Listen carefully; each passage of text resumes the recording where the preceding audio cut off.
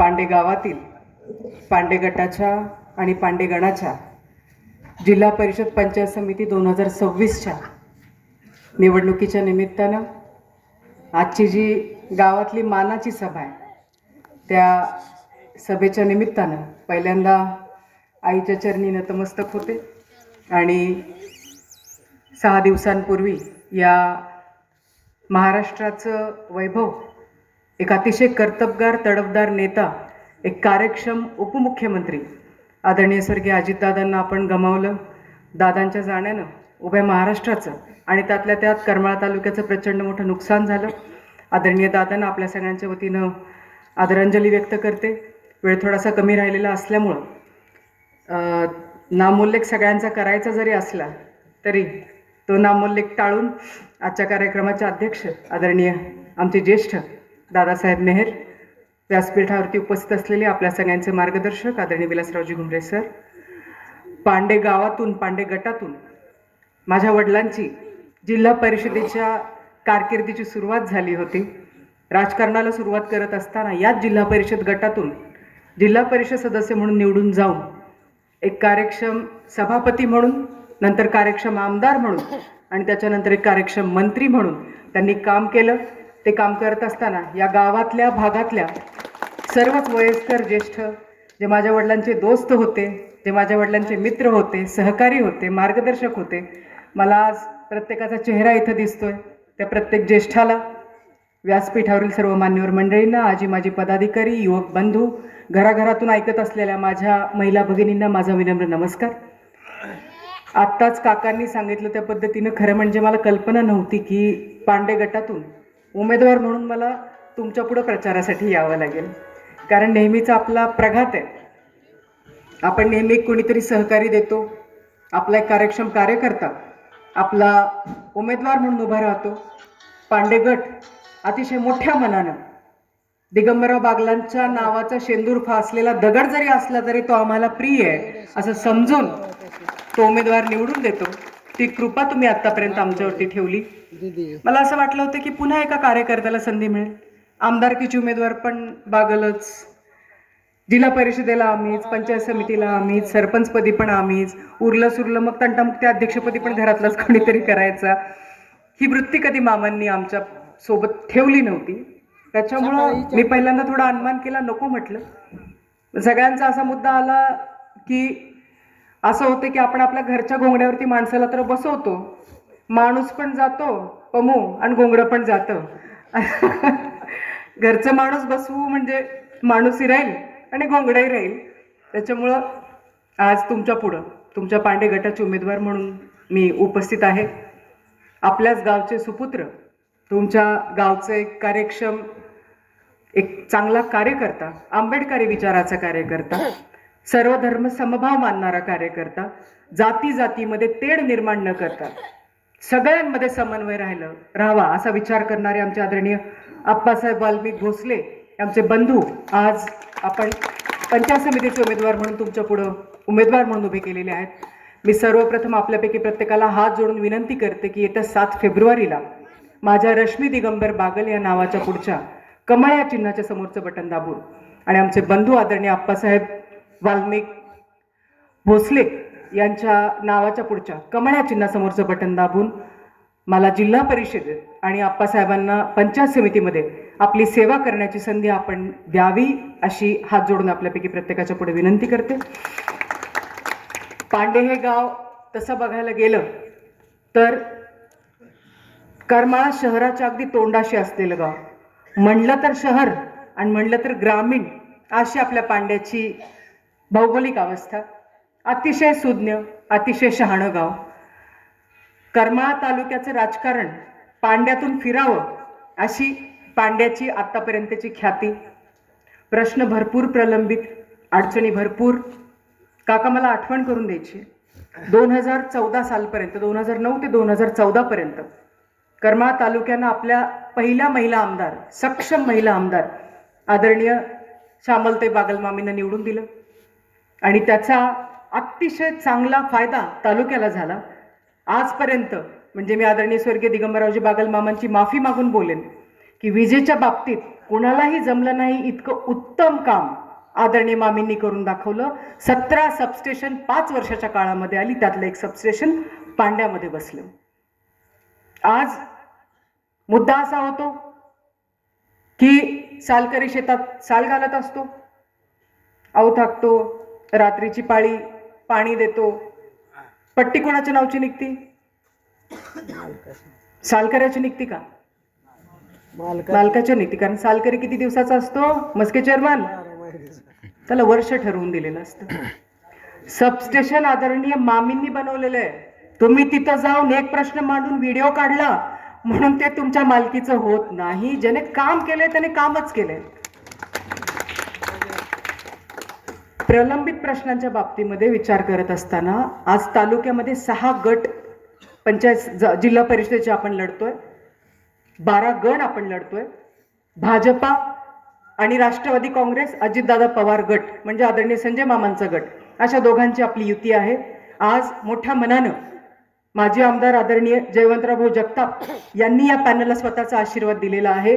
सर्वसामान्य माणूस करमाळ्यातला ह्या पॅनलच्या पाठीशी उभा आहे. आणि असं होत असताना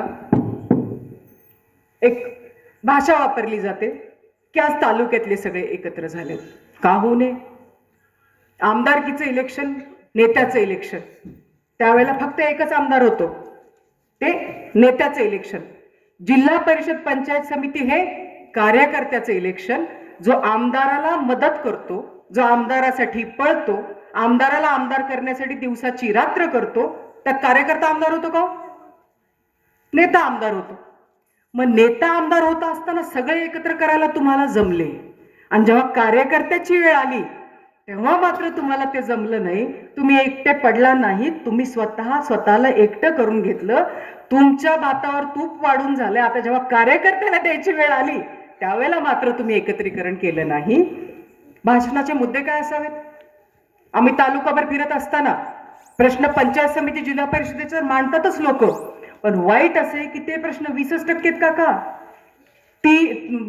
80% प्रश्न हे विधानसभेचे आणि आमदाराचे. 80% प्रश्न आमचे बळीराम अवसरे आत्ताचे निवेदक आहेत, आमच्या म्हशेवाडीचे आहेत का? मला वाटलं बळी गेले गावाकडे.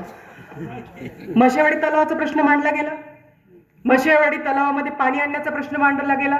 आज आमच्या पांडवड्यातून पाणी पाहिजे, आपण नेहमी हा प्रश्न मांडतो, आपण नेहमी या प्रश्नाची चर्चा करतो. त्या पांडवड्याचा काल इथं विषय झाला, कोल्हे वस्तीवरच्या प्रश्नाचा काल इथं विषय झाला, गुरसाळी रोडचा झाला विषय, देवळाली रोडचा झाला विषय, म्हशेवाडी रोडचा झाला विषय. ज्या वेळेला एक आमदार आपल्या पॅनलसाठी मतदान मागण्यासाठी तुमच्यापर्यंत येतात तेव्हा त्यांनी काय सांगितलं पाहिजे? मी काय केलं आणि मी काय करणार. कालची सभा ऐकली का? घराघरातून बसून कुठून? मला टीका करायची नाही, पण मला वाईट वाटतं की मी एका अशा तालुक्याची रहिवासी आहे जिथं पदाधिकारी आमदार मत मागत असताना कामाचा विषय सुद्धा बोलत नाही, तरी लोकसभा ऐकतात आणि नंतर मतं कशी देतात. मला खरंच याचा प्रश्न पडतो. आज माझ्या पांडे पंचक्रोशीतला एक रोड सांगा चांगला आहे. आज इथं पोथ्र बसले, आज इथं रायगाव बसले, या गटातलं प्रत्येक गाव बसले. या गटातला कॅनॉन पट्टी म्हणू नका, रस्ता जोड म्हणू नका, ग्रामीण मार्ग म्हणू नका, राज्य मार्ग म्हणू नका, जिल्हा मार्ग म्हणू नका, तुमचा बांधापर्यंतचा रस्ता म्हणू नका, तुमचा पाणंद रस्ता म्हणू नका, तुमच्या वस्तीपर्यंतचा रस्ता म्हणू नका. मला एक रस्ता तुम्ही दाखवा की तो रस्ता चांगला आहे. मग आज जेव्हा तुम्ही तालुक्याचा कारभार करायला तिथं जाता, तुम्ही आमची एकही अपेक्षा पूर्ण करत नाही, आणि ती अपेक्षा पूर्ण न करता आज रडून भेकून तुम्ही आमची पुन्हा मतं मागायला जिल्हा परिषद पंचायत समितीला येता. अहो सांगितलं पाहिजे धडाके बाजपणे. काय सांगितलं पाहिजे? पांडे गटामध्ये जसा जेऊर गटाचा मी नेता आहे तसा पांडे गटाचा नेता दिग्विजय बागल आहे. दिग्विजय बागलला विधानसभेला तुम्ही किती नंबरला ठेवलं? पांडे गटाने माहिती कुणाला? किती नंबरला ठेवला? हळणार सरपंच 2 नंबरला. जेऊर मध्ये जेऊरचा नेता 1 नंबरला. पांडे गटामध्ये पांड्याचा नेता किती नंबरला? 2 नंबरला. कसं मिळणार पाणी? कसा मिळणार रस्ता? कसे सुटणार विजेचे प्रश्न? ज्याला आपल्या भागाची तळमळ नाही, ज्याला आपल्या भागाचा कळवळा नाही, ज्याला आपल्या भागाबद्दल काही वाटतच नाही, तो आपल्याला रस्ता देणार? त्याला आपल्या पाण्याचा प्रश्न पडणार, तो आपल्या विजेचा विचार करणार. आज 9 वर्ष झाले आपण जिल्हा परिषदेची निवडणूक 9 वर्षाच्या नंतर लढवतोय. पंचायत समितीची निवडणूक पण आपण 9 वर्षांनी लढवतोय. काय अवस्था होती पंचायत समितीची? पंचायत समितीच्या आतमध्ये गेल्याच्या नंतर ज्यावेळेला मला अभिमान आहे की भाजपाने आत्ता पण त्या काळी बागल गटाने सगळ्यात जास्त सभापती या तालुक्यात देण्याचं काम बागल गटाने आदरणीय स्वर्गीय दिगंबररावजी बागल मामांनी केलं. एक से एक सभापती दिला. का हो, कधी विचारावं लागलं का त्याच्या केबिन मध्ये जाताना येऊ का म्हणून? बीडीओ होते, विचारावं लागलं का? नाही. यांच्या हातात चाव्या दिल्या, ह्यांनी कुलप लावली. ही कुलप कशाने उघडत होती? ह्यांच्या कुलपाच्या चाव्या एजंटाच्या खिशात. आणि जोपर्यंत त्या एजंटाच्या खिशात सामान्य माणूस 500 रुपयाची नोट टाकत नाही तोपर्यंत त्या खिशातून त्या कुलपाची चावीच निघत नव्हती. आज घरच्या खुरपणाला शुक्रवारच्या बाजारला एका बाईचा रोज कमी व्हावं म्हणून घरची बाई आपण 8 वाजता स्वयंपाक करून शेतात जा कारभारणीला सांगता ना तुम्ही. काय सांगता? ए लवकर आटप, जेवण कर. आणि खुरपणाला बायका तू बस का? एका बाईचा पगार, एका बाईचा रोज कमी होतो. करतो ना आपण? कुठून आणायचे अशा माणसांनी 500 रुपये? ही अवस्था आज जर शेतकऱ्याचं मंदिर असणाऱ्या पंचायत समितीत जेडपीत तुम्ही करत असाल तर आता ह्याला काय म्हणायचं? आणि नेहमीच आहे पेपर कशाचा? इतिहासाचा. आणि पुस्तक कशाचं? भूगोलाचं. कारखान्याला आले कारखान्याचं बोलणार, पंचायत समितीला आले कारखान्याचं बोलणार, कशालाही आले कारखान्याचं बोलणार. तो आदिनाथ आणि ती मकाई देवी दोघांनी उघड्या डोळ्यांनी बघितलंय कुणी काय केले ते. माणूस तरी रात्रीचा झोपतो पण असं म्हणतात की देव तिन्ही त्रिकाळ जागा असतो. ज्यांनी जे केलंय त्याचं त्याला फळ निश्चितपणे मिळणार आहे. बाबा तुम्ही आता पंचायत समिती जिल्हा परिषदेची निवडणूक केला, तुम्ही आलाय सांगा ना. मागच्या वेळेला तुम्ही मला पंचायत समिती दिली होती, मी हे केलं हे केलं हे केलं, मी पांड्याला एवढा निधी दिला. पांडेगावनं मला सांगावं 1.5 वर्षात काय मिळालं? वा, एक नंबर काम, एक नंबर काम, मस्त. पुन्हा तेवढंच पाहिजे का आपल्याला? पुन्हा तेवढंच पाहिजे का आपल्याला? हीच अवस्था पोथऱ्यात आहे, हीच अवस्था रायगावात आहे. आज ही जर आपण प्रश्नांवरती मुद्द्यांवरती निवडणुका नाही लढलो तर माझ्यासारख्याला भीतीच राहणार नाही. दिदी इथं आली, रस्त्यावर बोलली नाही, पाण्यावर बोलली नाही, विजेवर बोलली नाही, निघून गेली, तुम्ही मतं दिली. का दिदी काम करल? कशासाठी काम करल? अशीच मतं मिळतात, फुकटच मतं मिळतात. मग मला काम करायची गरज काय? हा मुद्दा तुमच्यापैकी प्रत्येकाने आज लक्षात घेतला पाहिजे. आज मला चिठ्ठी आली की जिल्हा नियोजन मंडळातून डीपीसीतून आपल्याकडं 9 वर्ष सत्ता नाही. 9 वर्ष कशी? 14 पासून सत्ता नाही. 14 पासून बागल नावाचा आमदार तिथं नाही. बागलाच्या हातामध्ये जिल्हा परिषद नाही, बागलाच्या हातात पंचायत समिती नाही. असं असताना सुद्धा मकाईच्या आज अडचणींच्या फेऱ्यामध्ये आपल्याला टाकलं. त्या फेऱ्यामुळं पक्षप्रवेशाचा निर्णय घेतला, पक्षानं ताकद दिली. 1-1.25 वर्ष झाली हातात ताकद आली. प्रत्येक गावामध्ये निधी वाटायचं काम आज दिग्विजय बागलनी केले. कोण आहे होतो? तो आमदार आहे तुमचा, तो खासदार आहे तुमचा, तो तुमचा जिल्हा परिषद सदस्य आहे, तो तुमचा पंचायत समिती सदस्य आहे, तो तुमचा ग्रामपंचायतीचा सदस्य आहे का? काय आज दिग्विजय बागल? फक्त दिगंबरराव बागलांचा मुलगा. या दिगंबरराव बागलांच्या बिना पदाच्या मुलानं या गावामध्ये 50 लाख रुपये आणले. 50 लाख रुपये आणले. काही कामं झाले असतील, काही कामांची प्रमा होणार असेल. मग ज्याचं कर्तव्य नाही तो करतोय. बिनपगारी, फुल्ल अधिकारी. आता त्याला पगार नको पण मतरूपी आशीर्वाद त्याच्या पॅनलला तुम्ही द्यावा, म्हणजे पूर्ण अधिकारी येऊन तो तुमच्यासाठी पूर्ण कामं करू शकेल. ही मला तुमच्यापैकी प्रत्येकाच्या पुढं हात जोडून विनंती करायची. आमचे हे सगळे 18च्या 18 सहकारी आम्ही काम करायची तयारी ठेवतो. आम्ही प्रश्नांवर बोलतो, आम्ही मुद्द्यांवर बोलतो. मला टिकेत जायचंच नाही. रडून तर मला रडूच येत नाही. मला रडून मतच मागता येत नाही. नेत्याचं काम रडणं असतं का? नेत्याचं काम रडणं असतं का? नेत्यानं सर्वसामान्यांचे गरजूंचे अश्रू पुसायचे असतं. रडत्या माणसाचे डोळे पुसून नेत्यानं त्याला हसरं करायचं असतं, त्याला आधार द्यायचा असतो. मी रडणार नाही, मी तुमच्यासाठी लढणार आणि लढून तुमच्यासाठी काम आणणार. काय होतंय?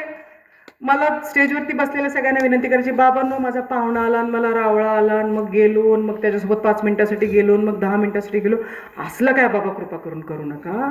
लोकांमध्ये चुकीचा गैरसमज पसरतो. आणखीन एक गोष्ट, कार्यकर्त्यावरून नेत्याची परीक्षा होते. कार्यकर्त्यावर नेत्याची परीक्षा होते. मी तुम्हाला निक्षून सांगतेय, ज्याला ज्याला पदावरती लोकांनी बसवलंय, स्वतःच्या दारात कामं घ्यायची नाहीत, स्वतःच्या वस्तीवरती कामं घ्यायची नाहीत. तुम्ही सगळे लोकांचे सेवक आहेत आणि अशा पद्धतीने जो जो काम करेल तिथं तिथं भाकरी फिरवायचं काम बागलगट निश्चितपणे करणार आहे. आजपासूनच तुम्ही सगळेजण सावध राहा. ज्या ज्या ठिकाणी काम चाललंय त्याला प्रत्येकाला मला सूचना द्यायची. आपला नेता वेगळा होता.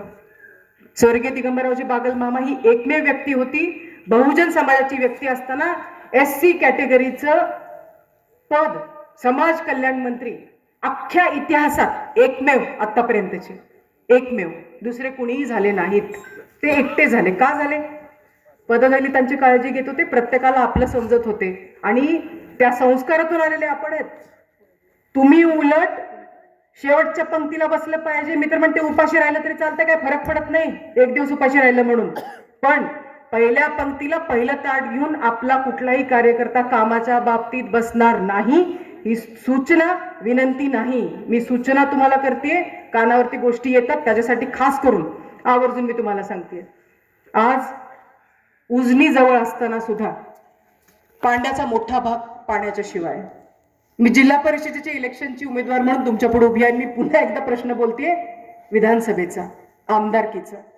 मला हात जोडून तुमच्यापैकी प्रत्येकाला विनंती करायची, प्रचंड मोठा धोका, प्रचंड मोठा लॉस, खूप मोठा तोटा भागाचा होतो जेव्हा चुकीचा नेता निवडला जातो. आपण आतापर्यंत ती चूक केली, आज त्याची फळ आपण भोगतोय. मला तुम्हाला एवढंच आश्वस्त करायचंय, वेळ 10 मिनिटाचा 5 मिनिटाचा राहिला, तेवढ्यामध्ये मी 2 शब्द बोलून घेणार आहे. मला तुम्हाला हात जोडून विनंती करायची, जेवायला आपण बसतो तर काही माळकरी असतील, काही तिखट खाणारे असतील. जे तिखट खाणारे असतात, ढवाऱ्याच्या जेवणाला गेल्यावर समजा जर वाढायला गावचं असलं, घरचं असलं, 2 मणी जास्त देतं का नाही? मिळतात ना, पुन्हा लाईनला डबल वाढून जातो. गोड खाणाऱ्याला घरचा वाड्या असेल तर एकाच्या ऐवजी 2 लाडू ताटात पडतात का नाही? तर कमी पडतात. घरचा वाड्या नेमा, घरचा वाड्या नेमा, बाहेरचा वाड्या नेमू नका. ती लाडू घरी नेऊन ठेवतोय. प्रचंड इच्छा आहे काम करायची, ताकद दिलेली आहे, 4 वर्षांची पुढची सत्ता आहे आणि जोपर्यंत मत मागतो तोपर्यंत व्यक्ती हा पक्षाचा असतो. ज्या वेळेला निवडून येतो तेव्हा माणसाने सगळ्या लोकांचं व्हायचं असतं आणि ग्वाही देते, शब्द देते की तुम्ही संधी दिली तर संपूर्ण महाराष्ट्रामध्ये सगळ्यात जास्त निधी या पांडे गटामध्ये आल्याशिवाय राहणार नाही. तुम्ही ठराव, प्रस्ताव देण्याची तुम्ही सगळ्यांनी तयारी ठेवा आणि त्याला जो जो निधी लागेल, एक आधी होईल, एक नंतर होईल. ज्याची गरज जास्त आहे तो आधी बसेल, ज्याची गरज थोडीशी मागे राहू शकते तो नंतर करेल. पण 4 वर्षे आपण निश्चितपणे काम तडाला लावू, आपण निश्चितपणे भागाचा विकास करू. फक्त एवढी संधी देण्याचं काम तुमच्यापैकी प्रत्येकानं करावं ही विनंती करते. आज खूप चांगले सहकारी सोबत आहेत. आज आमचे गणेश सुद्धा, आमचे बंधू गणेश चिवटे वीटमधून लढतात. आज आमचे सुभाषाबा गुळवे पश्चिम भागातून लढतायत. देवकर गुरुजी केममधून लढतायत. आज आमचे निळकंठप्पा वांगीतून लढतायत. ही सगळी जी सहकारी मंडळी आहेत, 6 ही सगळी लढत असताना एक खूप चांगली टीम जिल्हा परिषदेसाठी न्यायची आमची भूमिका आहे. पण गाव करेल ते राव करू शकत नसतो. आम्ही फक्त उभेत. आम्हाला मताचा आशीर्वाद हा तुमच्यापैकी प्रत्येकाकडून मिळणार आहे. त्यामुळे हात जोडून विनंती करते की आमच्या संपूर्ण पॅनलला आपल्यापैकी प्रत्येकानं आशीर्वाद द्यावा. आपल्या हक्काची माणसं म्हणून, आपली जबाबदारीची माणसं म्हणून आम्हाला निवडून द्यावं. आणि व्यक्तिगत रूपाने मी तर निश्चितपणे सांगेन, मला भावनिक आवाहन नाही करायचं, मला भावनात्मक हाक मारून मला मत नाही मागायचं. मला तुम्हाला विनंती करायची की तुम्हाला खरंच वाटत असेल की मी सक्षम उमेदवार आहे, मी तुमचं काम करू शकते, मी भांडून तुमच्यासाठी काम आणू शकते, मी तुमच्या अडचणींची सोडवणूक करण्यासाठी एक ताकदवान जिल्हा परिषद सदस्य म्हणून वरती जाऊ शकते, ही जर तुमची खात्री असेल तर निश्चितपणे येत्या 7 फेब्रुवारीला माझ्या आणि आमच्या सगळ्यांच्या कमळ या चिन्हासमोरचं बटन दाबून आम्हाला तुमचं आशीर्वाद रूपी मत तुमच्यापैकी प्रत्येकानं द्यावं. मागत्याचा हात असा असावा. कसा असावा? असा. मागणारा असा मागतो ना, कसा मागतो? असाच मागतो ना. काय काय मागणारे कसे मागतात? असं मागतात. मानगुट पकडतील उद्या. मागत असताना सुद्धा जर तुमच्या वृत्तीमध्ये लीनता नसेल, नम्रता नसेल, तर उद्याला अवघड होईल. अख्ख्या तालुक्याचा नाका करू नका ही विनंती तुम्हाला करते. आणि पुन्हा एकदा माझ्या आणि माझ्या सहकाऱ्यांच्या पाठीशी तुम्ही उभे राहाल आणि येत्या 7 तारखेला कमळाला मत देऊन आम्हाला सहकार्य कराल, सेवेची संधी द्याल ही विनंती करते. माझे 2 शब्द संपवते. धन्यवाद.